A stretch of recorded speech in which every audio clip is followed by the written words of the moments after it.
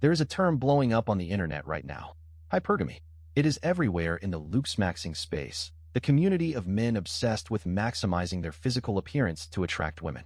The logic is simple. Women date up. They want the tallest, richest, most handsome man they can get. Therefore, men must become taller, richer, and more handsome to compete. Jaw surgery, steroids, skincare routines, fashion, money, status. The entire Looksmaxxing movement is built on this premise. But what would Friedrich Nietzsche think about all of this? The answer is stranger and more uncomfortable than you expect. Nietzsche would not condemn hypergamy. He would recognize it instantly. But he would also warn you that the game you are playing cannot be won. First, what is hypergamy? The term comes from sociology. It refers to the practice of marrying or partnering with someone of higher social status. Throughout history, women have been hypergamous by necessity. In patriarchal societies, women could not earn their own status, so they had to marry into it.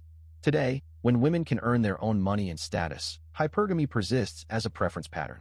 Studies consistently show that women prefer partners who earn more, are taller, and have higher social status than themselves. The Looksmaxxing community takes this observation and turns it into an imperative. If women are hypergamous, men must become hypervaluable. Every aspect of male existence becomes a lever to pull in the status game. Your jawline is currency. Your height is currency. Your income is currency. Optimize everything. Never stop grinding. Sound familiar? Now bring in Nietzsche. In The Gay Science, Nietzsche writes that love is the most ingenious expression of egoism.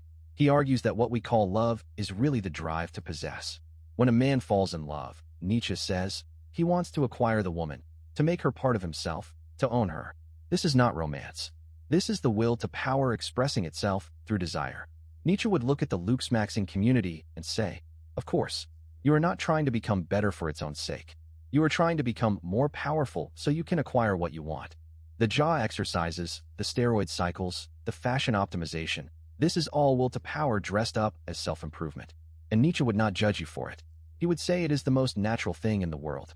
But here is where Nietzsche becomes dangerous for the Looksmaxxing mindset.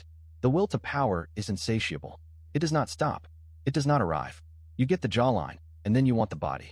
You get the body, and then you want the money. You get the money, and then you want more money. You get the girl, and then you want a better girl. This is not a flaw in the system. This is the system. Nietzsche's whole philosophy is built on the idea that life is constant overcoming, constant striving, constant becoming. There is no finish line. The Übermensch does not rest. He overcomes himself endlessly. And this is exactly the problem with hypergamy as a life philosophy. It puts you on a treadmill that has no off switch. This brings us to the hedonic treadmill. Psychologists Brickman and Campbell discovered that humans adapt to positive changes remarkably fast. Lottery winners are no happier than regular people after a year. People who get promoted return to their baseline happiness within months. The brain adjusts. The new normal becomes just normal. And then you need something new to feel good again. This is the hedonic treadmill. And hypergamy is the hedonic treadmill applied to relationships. You achieve a certain level of attractiveness. You attract a certain level of partner. For a while, you feel amazing. And then it becomes normal. And then you notice that there is someone better out there. And the cycle begins again. The Looksmaxxing community calls this leveling up. Nietzsche would call it the eternal return. The same desire, the same pursuit, the same temporary satisfaction, the same emptiness, repeating forever. Nietzsche also has something uncomfortable to say about the object of desire. In The Gay Science, he writes that men create the image of woman, and women form themselves according to this image. What you are chasing when you Looksmaxx is not a real woman. It is an image, a construct, a fantasy that the culture has programmed into you. The Instagram model, the status symbol, the trophy. Nietzsche would say you are not in love with a person. You are in love with a representation that serves your ego. And here is the cruelest irony. Even if you catch her, even if you win, she will become real. And the real woman will never match the image you built in your head. This is why the hedonic treadmill never stops. Because reality can never compete with fantasy. So what does Nietzsche actually recommend? He would not tell you to stop wanting. That is impossible.